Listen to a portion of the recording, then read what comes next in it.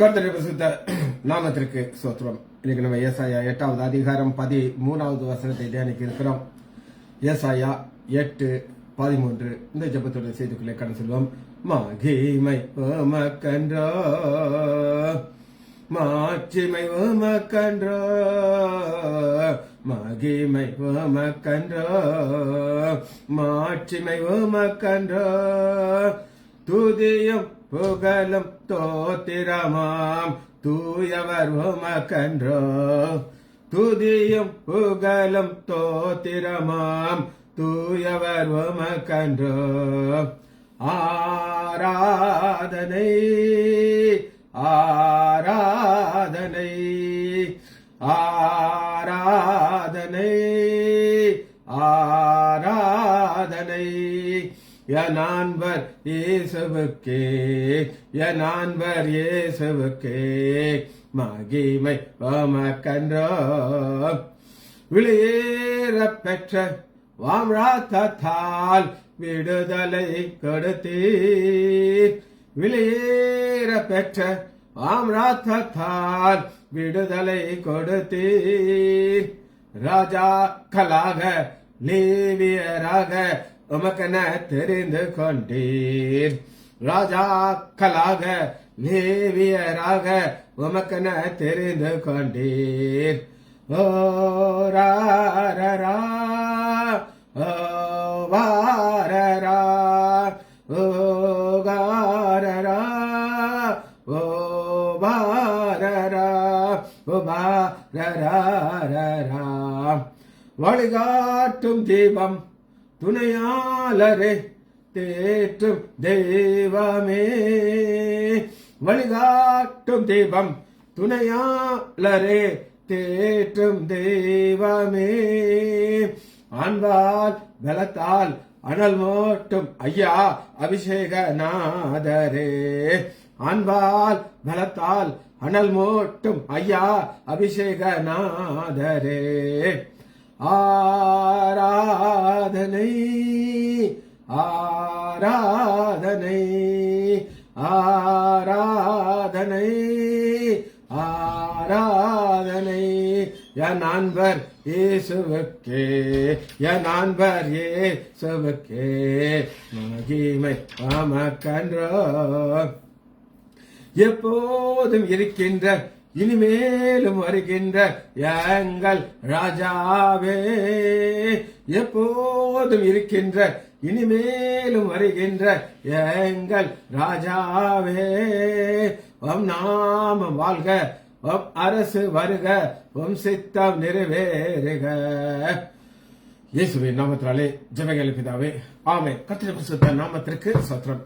Leela praise the lord, Mariyal sister praise the lord, Kavitha sister praise the lord, Arokkiya Raj brother praise the lord, Daniel Rajesh praise the Lord.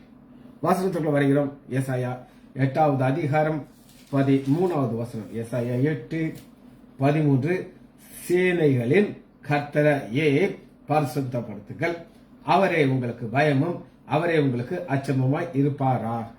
இதான் நம்ம இன்னைக்கு தியானிக்கிறோம். லாங்குவேஜ்ல நம்ம இன்னைக்கு பார்க்கறது சேனைகளின் கர்த்தரையே, lord of host, host HOST host, சபா சபா, லார்ட் ஆஃப் ஹோஸ்ட். இந்த லார்ட் ஆஃப் விட்டுட்டு ஹோஸ்ட் மட்டும் பாருங்க, HOST ஹோஸ்ட். சபா SA மேல ஒரு கோடு, BA மேல ஒரு கோடு, சபா. ரைட். இப்ப ஆண்டவருடைய பெருதலை கிருபையினால ஆண்டவருடைய நாமத்தை நாம தியானித்துக் கொண்டிருக்கிறோம். முதல் செய்தியை நான் உங்களுக்கு போட்டுட்டேன். இது ஒரு ஆழமான ஒரு காரியம். எப்பவுமே நான் ஒரு வசனத்தை நான் மறக்கவே மாட்டேன்.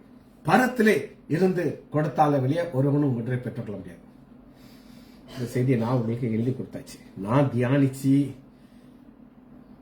டயத்தை ஸ்பெண்ட் பண்ணி எழுதி கொடுத்தாச்சு. இப்ப இது உங்களுக்கு, இது நீங்க உங்களுக்கு சொந்தமா மாற்றி வருது, உங்க கையில் இருக்கு. ஏன் இதை சொல்லுகிறேன்னா, இங்க சேனைகளின் கர்த்தர்னா ஒரு யுத்தத்தை குறிக்குதுங்க. யுத்தத்துக்கு இதுக்கு என்ன சம்பந்தம் இருக்கு அப்படின்னு நீங்க கேட்பீங்க. சம்பந்தம் இல்லாம நான் இதை சொல்லவே மாட்டேன். ஒரு யுத்தம் நடந்து கொண்டே இருக்குது. எங்க இருக்கு அப்படின்னு கேட்டீங்கன்னா, வாசிப்போமா, எபேசியர் 6வது அதிகாரம் 12. ஏனென்றால் மாமிசத்தோடும் ரத்தத்தோடும் அல்ல. இப்ப நம்ம பார்க்கிற பழைய ஏற்பாட்டில் வருகிற யுத்தங்கள் எல்லாம் மாமிசத்தோடும் ரத்தத்தோடும். ஆனா நம்ம புதிய ஏற்பாட்டு காலத்துல வாழ்றோம்.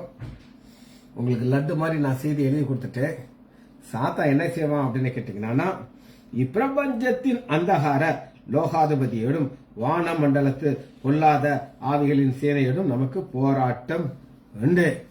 இந்த போராட்டத்துல சேனைகளின் கர்த்தர், the host of Lord, நமக்கு துணை நிற்கிறார்.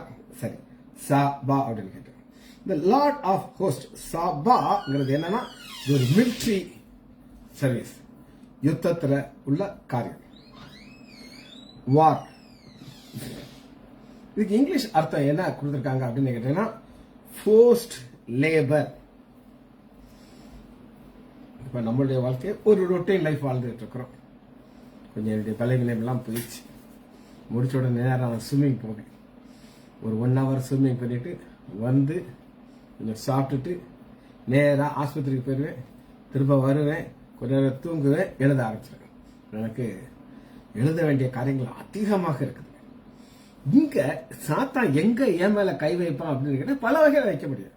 ஆனா சரீரத்தை பலவீனத்தை உண்டு பண்றது அவனால முடியும். ஆனா ஆண்டவர் கிருபையை கொடுப்பாரு. அதனால ஃபோர்ஸ்ட் லேபர்.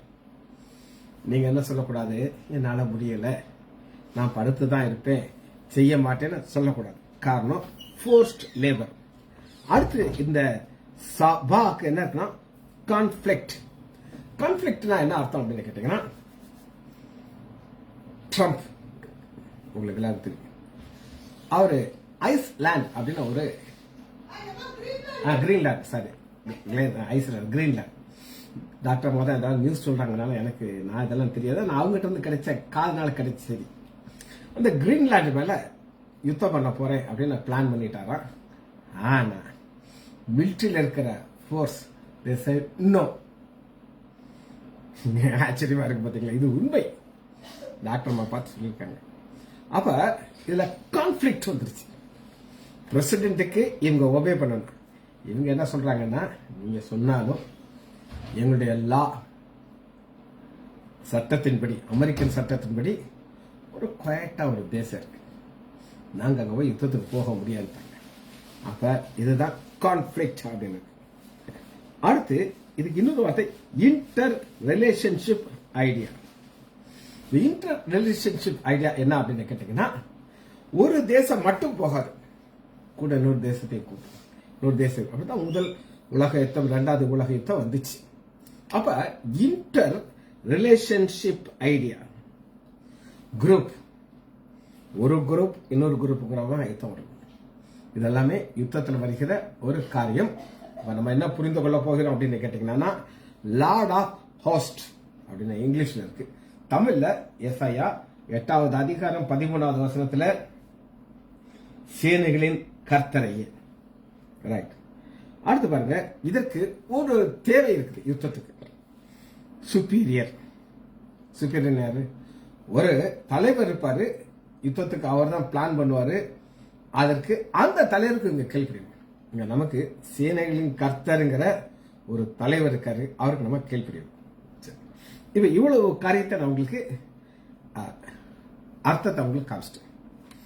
நம்ம இந்த சேனைகள் கர்த்தரை நீங்க எங்க பார்க்கலாம் அப்படின்னு கேட்டீங்கன்னா, எடுத்துக்கொள்ளாம யோசுவா 5வது அதிகாரம் 14வது வசனத்துல 13வது. பின்பு யோசுவா எரிகோவின் வெளியிலே தன் கண்களை ஏறெடுத்து பார்க்கும் போது இதோ ஒருவர் அவனுக்கு எதிராக நின்றார். உரிவின பட்டயம் அவர் கையில் இருந்தது. யோசுவா அவரிடத்திலே போய், இது எங்களை சேர்ந்தவரா எங்கள் சத்துருக்களை சேர்ந்தவரா என்று கேட்டார். அதற்கு அவர், அல்ல, நான் கர்த்தருடைய சேனையின் அதிபதியாக இப்பொழுது வந்து, கர்த்தருடைய சேனையின் அதிபதி, த லார்ட் ஆஃப் ஹோஸ்ட். இது வேற யாரும் கிடையாது, நம்முடைய ஆண்டவராகிய இயேசு கிறிஸ்து. பழைய ஏற்பாட்டில் ஒரு மனிதனுடைய உருவத்துல வருவார். அதாவது அங்க அவர் அப்படின்னு பாருங்க. இவர் தான் கேப்டன். இவருக்கு கீழே தான் நம்ம எல்லாம் இருக்கிறோம். பழைய ஏற்பாட்டில் இவர் நம்ம சேனையின் அதிபதியாக பார்க்கிறோம். நித்தியத்துல அவரு ராஜாவாக இருப்பார். எல்லா ராஜ்யமும் அவருக்கு கீழே வந்துடும். அவர் ராஜாதி ராஜாவாக இருக்க போகிறார். பழைய ஏற்பாட்டில் சேனையின் அதிபதி, புதிய ஏற்பாட்டில் வரும்பொழுது அவர் அடிக்கப்பட்ட ஆட்டுக்குட்டி, நித்தியத்துல ராஜாதி ராஜா. சரி, இதே யோசுவால ஒரு உண்மையான ஒரு யுத்தத்தை காட்டுறதுக்கு யோசுவா 22வது அதிகாரம் 12வது வசனம். அவர்கள் அதை கேள்விப்பட்ட பொழுது இஸ்ரேல் புத்திரர் சபையார் எல்லாரும் அவர்களுக்கு விரோதமாக யுத்தம் பண்ணபடி சீலாவில் யுத்தம் பண்ணபடி. இங்க கான்ஃபிளிக்ட் கிடையாது, எல்லாரும் ஒரே ஐடியா. இதுதான் எங்களுடைய ஐடியா, நாங்க எதுக்கு யுத்தத்துக்கு நாங்க வந்திருக்கிறோம் அப்படின்னு சொல்றாங்க. சரி, இத ஒரு உவமையாக நம்ம பார்க்க போறோம். சேனையின் அதிபதி ஒரு வார்ல எப்படி போவாங்க அப்படின்னு கேட்டீங்கன்னா, யாத்ராகமம்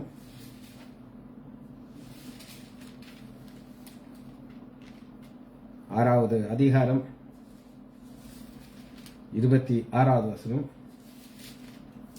6:26 இஸ்ரேல் புத்திரர் அணி அணியாக எகிப்து தேசத்திலிருந்து நடத்தி கொண்டு போவதற்கு கர்த்தரால் கட்டளையிட்டப்பட்ட ஆரோனும் மோசேயும் இவர்களே. இங்க நம்ம 2 லீடர்களை பார்க்கிறோம். 2 லீடர்லாம் அணி அணியாக இப்படிதான் போன ஒரு எறும்பு இருக்குங்க. அந்த எறும்பு மிக அழகாக ஒரு பர்டிகுலர் லைன்ல போகும். அது போற ஸ்டைல பாத்தீங்கன்னா, அதுக்கு தலைவர் இருக்காங்களான்னு எனக்கு தெரியாது, அந்த பைபிள்ல இருக்குன்னு தான் சொல்லி இருக்குது. ஆனா அப்படி போய் ஒரு வாக்ல அவங்க போறாங்க. சரி, இப்ப பைபிள் இருந்து ஒரு முதலாக ஒரு யுத்தத்தை நான் உங்களுக்கு காட்டுறேன். ரைட்,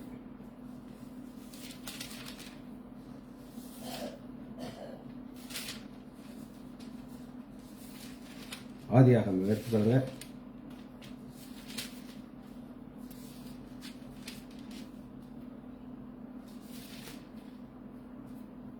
பதினாலாவது அதிகாரம். நாங்க சொன்ன ஒரு குரூப், 2 குரூப் இருக்காங்க. 2 குரூப்பும் சேர்ந்து ஒரு அட்டாக் நடக்குது. 14வது அதிகாரம் 12வது வசனத்துல, ஆபிரகாம் சகோதரனுடைய குமாரனாகிய லோத்து சோதோமின் குடியிருக்கிறபடினாலே, இவன் சோதோமில் குடியிருந்தனால இவனையும் தூக்கிட்டு போயிட்டாங்க. இவன் மட்டும் சோதோமில் இல்லை, அல்லது இவனை விட்டுட்டு போயிருந்தாங்கன்னா கதையே வேற ஆயிருக்கும். அப்ப இங்க ஒரு யுத்தத்தை நடக்கிறாரு. அந்த யுத்தத்துல ஆபிரகாம்ங்கிற ஒருத்தரை ஆண்டவர் ஆசீர்வதிச்சு அவர் மூலமாக யுத்தத்துக்கு ஜெயம் கொடுக்கிறார். ரைட், இப்ப உங்களுக்கு நம்ம முதல் காமிச்சாச்சு லார்ட் ஆஃப் ஹோஸ்ட். 2வது வசனத்தை வாசிச்சுக்கிட்டு அப்புறம் நம்ம பார்க்க 8வது அதிகாரம் 13வது வசனத்துல, சேனையின் கர்த்தரையே பரிசுத்தம் பண்ணுங்கள், பரிசுத்தம் பண்ணுங்கள், சான்டிஃபை, கடாஷ், டு சான்டிஃபை, கடாஷ், QADAS, Q ஏ மேல ஒரு கோடு போட்டுக்கோங்க, DAS, கடாஷ். இப்படிதான் பரிசுத்தம் பண்ணுங்கள். இது என்னது பரிசுத்தம் பண்ணுங்கள் அப்படின்னு கேட்டீங்கன்னா, பி ஹோலி. இப்ப ஒரு மிருகத்தை உங்களுக்கு காட்டுறேன். அது ஒரு ஆடு. ஒரு ஆடு தன்னை எவ்வளவு சுத்தமா வைக்க முடியுமோ வச்சிருக்கோம். ஆப்போசிட் பன்றி, அது சாக்கடைலாம் கிடைக்கும். அதுக்கும் பரிசுத்தத்துக்கும் சம்பந்தமே கிடையாது. பூனை, அது தன்னை எவ்வளவு அழகா அப்படி கையில ஒரு எச்சு வச்சுக்கணும், அப்படி உடம்பு தொடச்சிக்கிட்டே இருக்கும். அது பரிசுத்தம், தன்னை சுத்தப்படுத்தி கொண்டே இருக்கிறது தான் ஒரு மிருகத்திற்கே அந்த ஒரு குணாதிசயம் இருக்குது. வாசிப்போமா, யாத்ராகமம் 19வது அதிகாரம். இப்ப சீனாய் மலை மேல ஆண்டவர் தரிசனமாக போகிறாரு. அந்த இடத்துல மோசே இஸ்ரேல் மக்களுக்கு என்ன சொல்லுகிறார் அப்படின்னு கேட்டீங்கன்னா, 19:14 மோசே மலையிலிருந்து இறங்கி ஜனங்களிடத்தில் வந்து அவர்களை பரிசுத்தப்படுத்தினான். sanctified கடாஷ், பரிசுத்தப்படுத்தினார். அவர்கள் தங்கள் வஸ்திரங்களை தேய்த்தார்கள். இதுதான் ப்ராசஸ். சரி, மாத்திரமல்ல 29வது அதிகாரம் இந்த ப்ராசஸ் பார்க்கணும். 29, 21 பலிபீடத்தில் மேலிருக்கும் ரத்தத்திலும் அபிஷேக தைலத்திலும் கொஞ்சம் எடுத்து, இதுல கொஞ்சம் அதுல கொஞ்சம் எடுத்து, ஆரோனும் அவன் வஸ்திரங்களும் அவனுடைய அவருடைய வஸ்திரங்களும் பரிசுத்தமாக்கும்படிக்கு. இப்ப வஸ்திரத்தை பரிசுத்தப்படுத்துகிறார்கள். இந்த வஸ்திரங்கிறது என்ன அப்படின்னா உங்களுடைய அடையாளம். நான் ஒரு சட்டை போட்டிருக்கிறேன், பூவா போட்டிருக்கேன். யாரு போடணும் அப்படின்னு கேட்டீங்கன்னா வாலிபர்கள் போடணும். எங்களை மாதிரி வயசான ஆள்கள் போட மாட்டாங்க. என் மனைவி ஆசையா எடுத்து கொடுப்பா, நான் சந்தோஷமா போட்டுக்கிடுவேன். இது ஒரு ட்ரெஸ். ஆனா இந்த வஸ்திரம் என்ன செய்யும் அப்படின்னு நீங்க கேட்டீங்கன்னா 37வது வசனத்தை வாசிங்க. 29, 37 பலிபீடத்தை அது பரிசுத்தப்படுத்தும். இந்த பலிபீடத்தில் எதெல்லாம் வருதோ அது பரிசுத்தப்படும். இந்த பலிபீடங்கிறது நம்முடைய ஆண்டவராகிய இயேசு கிறிஸ்துவுக்கு முன் அடையாளம். ஆழமான சத்தியம். இப்ப நான் அதுக்குள்ள போறது கிடையாது, நீங்க தியானிச்சுக்கலாம். வசனத்தை வாசிக்கிறேன். 37 நாள் அளவு. 7ங்கிறது பரிசுத்த பூர்ணம். பலிபீடத்திற்காக பிரயாசம் செய்து அதை பரிசுத்தமாக்க வகையாக பலிபீடமானது மகா பரிசுத்தமா இருக்கும். பலிபீடத்தில் தொடுகிறதெல்லாம் பரிசுத்தமாக்கும். இது அவருடைய வேலை. சரி, இதற்கு என்ன அர்த்தம் அப்படின்னு கேட்டீங்கன்னா, இது எவ்வளவு பரிசுத்தமானதோ சாதாரண ஆள் யாராவது தொட்டானா அவன் டெத் ஆயிடும். ஆண்டவர் அந்த பயத்தை உண்டு பண்ணுகிறார். 2 சாமுவேல் 6வது அதிகாரம் 6வது வசனம். அந்த உடன்படிக்கை பெட்டியை கொண்டு போறாங்க, ஒரு மாட்டு வண்டியில கொண்டு போறாங்க. ஒரு இடத்துல அப்படியே ஆடுது பெட்டி. ஊசாங்கிற ஒருத்தன் வந்து பாக்குறான்.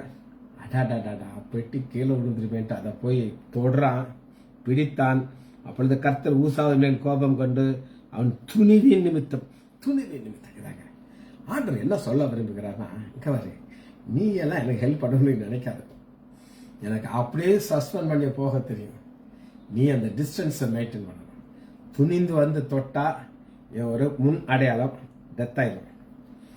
இவர்கள் யார் அப்படின்னு கேட்டீங்கன்னா, பிரித்தெடுக்கப்பட்ட ஜனம், செட் அப்பார்ட். உபாகமம் 7வது அதிகாரம் 6வது வசனத்துல ஆண்டவர் இவர்களை செட் அப்பார்ட், பரிசுத்தமாக வைக்கிறார்.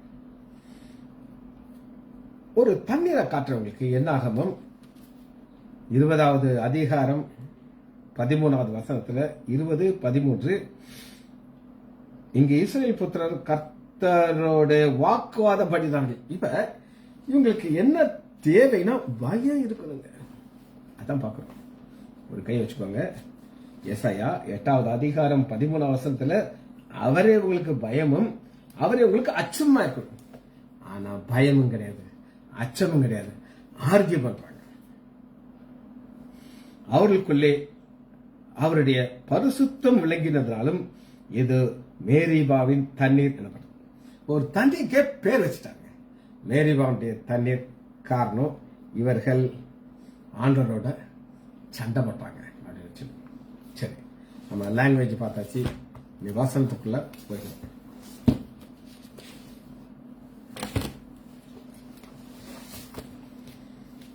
பரிசுத்தம் பண்ணுங்க.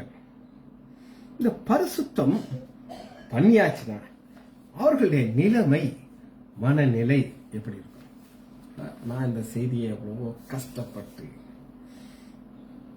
முயற்சி எடுத்து எபிரேயர்களுக்கான தேடுவேன், கிரேக்கர்களுக்கான தேடுவேன், எழுதி முடிச்சுட்டு டெலிவரி முடிச்ச உடனே அவ்வான ஒரு சமாதானம் கிடைக்கும். அந்த சமாதானத்தை எங்க பார்க்கலாம் அப்படின்னு கேட்டீங்கன்னா, ஏசாயா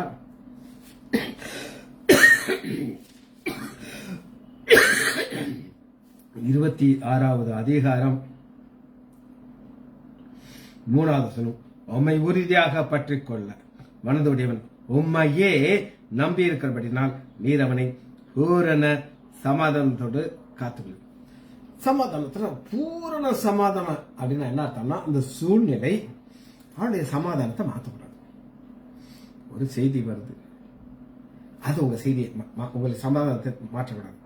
காரணம் என்ன அப்படின்னு காட்டிங்கன்னா, முதல் வசனத்துல யூதாவின் தேசத்திலே பாட்டப்படும் பாட்டு, யூதானாலே துதிக்கிறவர்கள். நீங்க எவ்வளவு ஆண்டவரை துதிக்கிறீங்களோ இன்னைக்கு நம்ம ஒரு பாட்டு பாடுறோம். மகிமை உமக்கன்றோ, மாட்சிமை உமக்கன்றோ. இது துதியின் பாடல்.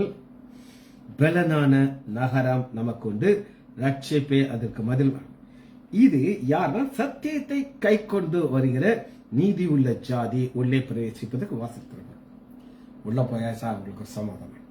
இப்ப உங்க வாழ்க்கையில சமாதானம் இல்லை அப்படின்னு கேட்டீங்கன்னா சம்திங் ராங். 4வது வசனத்தை உங்களுக்கு வாசிக்க. 26:4 கர்த்தரை என்றென்றைக்கும் நம்புங்கள். என்னைக்கு நீங்க அவரை நம்பிட்டீங்களோ உங்களுக்கு சமாதானம். யெகோவா நித்திய கண்மலையா இருக்கிறார். அந்த கண்மலையை நாம நம்புறோம். இந்த சான்டிஃபைங்கிறது ஒரு ப்ராசஸ்.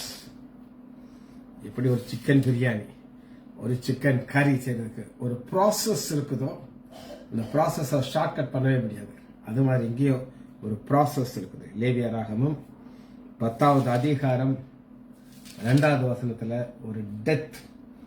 அப்பொழுது அக்னி கர்த்தருடைய சந்நிதியில் இருந்து புறப்பட்டு அவர்களை பட்சித்தது. அவர்கள் கர்த்தருடைய சந்நிதியிலே செத்தார்கள். டெத். உசியாவை காமிச்ச தொட்டான், செத்துட்டான். அதுபோல இங்கேயும் பாத்தீங்கன்னா இவர்கள் யார் அப்படின்னு கேட்டீங்கன்னா, இந்த இவெல்லாம் யாருன்னே தெரியாது. ஆனா இது டெத் ஆனது ஒரு 10:1 லேவியராகமம். பின்பு ஆரோனின் குமாரனாகிய நாதாப், அபியூ. ஆரோனுடைய குமாரன் எப்படி இருக்கும் பாருங்க. அந்த ஆரோனுக்கு தான் பையனை டெத் கண்களுக்கு முன்னாடி தன் தூபகலத்தை எடுத்து அதிலே அக்னியையும் தூபவர்க்கத்தையும் போட்டு கர்த்தர் கட்டளை இடாத அந்நிய அக்னியை. பிரச்சனை, அந்நிய அக்னியை கொண்டு கொண்டாச்சா நீ யாருன்னெல்லாம் பார்க்க மாட்டாரு. பிரதான ஆசிரியனை போய் அதெல்லாம் கிடையாது. அடி 2 பேரையும் காலி. கர்த்தருடைய சந்நிதியில் செத்தார்கள். மோசே ஆரோனை நோக்கி, என்னிடத்திலே சேருகிறவர்களால் நான் பரிசுத்தம் பண்ணப்பட்டீங்களா. இதுதாங்க அவர் பக்கம் யார் இருக்காங்கிறத அந்த வெளிப்படுத்தி காட்டுகிறார். சகல ஜனங்களுக்கு முன்பாக நான் மகிமைப்படுவேன் என்று கர்த்தர் சொன்னார். ஆரோன் பேசாதிருந்தான். 2 பேரை கூட்டு பரிசு செலுத்த அந்த டெட் பாடியை தூக்கு அப்படிங்கிறார். இங்க ஆண்டோடைய தன்னுடைய பவரை காட்டுறாரு. சும்மா சாதாரண நான் கிடையாது. ரைட். இது நம்பர் 1. 9வது அதிகாரம் 21 ஒரு மகிமையான கரைத்தான். அதுக்கப்புறம் தான் 9:21 மார்க்கண்டம் வலது முன்துறை எல்லாத்தையும் ஆரோன் கர்த்தருடைய சந்நிதியிலே அசைவாட்ட முடியாது, அசைவாட்டினால் இப்ப தெரியாது ஒரு டெத் வரப்போகுது. பின்பு ஆரோன் ஜனங்களுக்கு முன்பாக தன் கையை உயர்த்தி அவளை ஆசீர்வதித்து, எல்லாம் நடந்துக்கிட்டு போது நல்லா தான் போயிட்டு இருக்குங்க. ஆசீர்வதிக்கிறாரு, எல்லாம் செய்யறாரு. தன் பாவ நிவர்த்தி பலியாக பலியை செலுத்துறாரு. பின்பு ஆரோனும் மோசையும் ஆரோனும் ஆசாரிப்பு கூடாரத்தில் பிரவேசித்து வெளியே வந்து ஜனங்களை ஆசீர்வதித்து, அப்பொழுது கர்த்தருடைய மகிமை சகல ஜனங்களுக்கு முன்பாக கர்த்தருடைய மகிமை இறங்கி வருது. டெத். காரணம் அந்நிய அக்னி. ஆண்டவர் ரொம்ப பர்டிகுலரா இருப்பாரு. 4வது வசனம் பாருங்க. 10:4 இப்ப மோசே ஆரோனின் சிறிய தகப்பனாகிய சித்தப்பா உசியலின் குமாரலை மீசாவையும் எல்சபானையும் அழைத்து, நீங்கள் வந்து உங்கள் சகோதரரை பரிசுத்தத்துக்கு முன்னிருந்து எடுத்து, சகோதரன் டெட் பாடி சும்மா போட்டிருக்காரு, டெட் பாடி புறம்பே கொண்டு போங்க. காரணம், நம்முடைய தேவன் ஒரு பரிசுத்த தேவன். நமக்கு ஒரு ரெவரண்ட் பயம் இருக்கணும் அவர் மேல. சும்மா இஷ்டத்துக்கெல்லாம் விளையாட முடியாது. ரைட். சங்கீதம் 76வது அதிகாரம் 7வது வசனம். 76 7.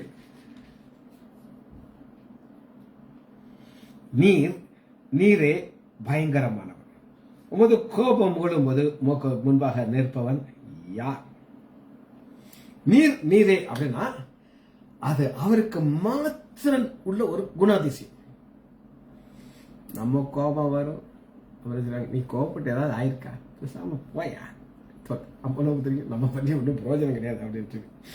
அதனால ஆண்டவர் என்ன செய்தார் அப்படின்னு கேட்டீங்கன்னா, இது ஒரு வெளிப்பாடு. 5வது வசனத்தை வாசிக்கிறேன். தைரிய நெஞ்சுமுள்ளவர்களே கொள்ளையிடப்பட்டு நித்திரையடைந்து அசந்தார்கள். இந்த தைரிய நெஞ்சுள்ளவர் யார் அப்படின்னு கேட்டீங்கன்னா, பார்வோன் தில்லா சொன்னான், நான் போவேன், விரட்டுவேன், பிடிப்பேன், பங்கு போடுவேன், கடவுள் செத்துக்கிட்டேன். வல்லமை உள்ள எல்லா மனுஷனுடைய கைகளும் அவளுக்கு உதவாமல் போச்சு. தனியாவா போனா பார்வோன் எகிப்துல இருக்கிற அத்தனை ரதங்களையும் கூட்டிட்டு போவோம், அது ஹெல்ப் பண்ண முடியாது. யாக்கோபின் தேவனே, உங்களுடைய கண்டிதத்தால் ரதங்களும் குதிரைகளும் உறங்கி விழுந்தது. என்ன அழகானவர்கள், செத்து போச்சுன்னு சொல்லாம உறங்கி விழுந்தது. இது ஒரு அப்புறம் சொல்லிட்டு தான் நீரவன் நியாயம் விசாரிக்கவும் பூமியில் சிறுமைப்பட்டவர்களை யாவரையும் ரட்சிக்கவும் தேவன் இருந்த பொழுது வானத்திலிருந்து ஜட்ஜ்மெண்ட் வந்துச்சு. நம்ம பல முறை வாசிச்சிருக்கோம். 10 மனுஷனுடைய கோபம் ஒரு மகிமை விளங்கப்படும். மிஞ்சின கோபத்தை இனி அடக்கும். அது என்ன சொல்லுங்க, என்ன மட்டும் பார்த்து நம்ம இந்த செய்தியை முடிக்க போகிறோம். யாத்ராகமம் 14:18.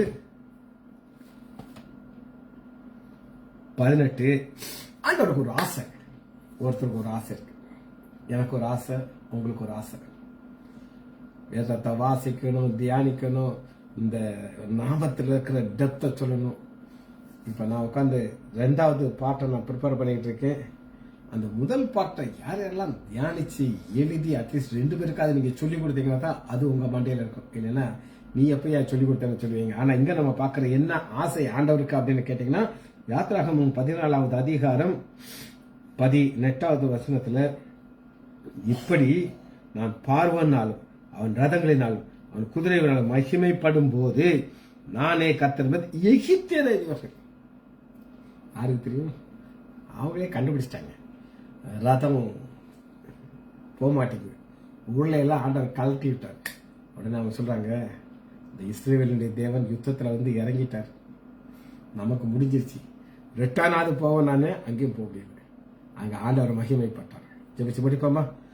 சங்கடல் தானை நடுவாய் பிரித்த எங்கள் தேவரின் கரமே, தாங்கியாதே நாள் வரையில் தயவாய் மாதயவாய், தயவாய் மாதயவாய், நன்றியால் பாடிடுவாம். ஆமென். நன்றியால் பாடிடுவாம். நல்லவர் இயேசு நல்கிய எல்லா நன்மைகளை நினைத்தேன். இயேசுவின் நாமத்தினாலே ஜெபங்களை பிதாவே. ஆமென், ஆமென், ஆமென்.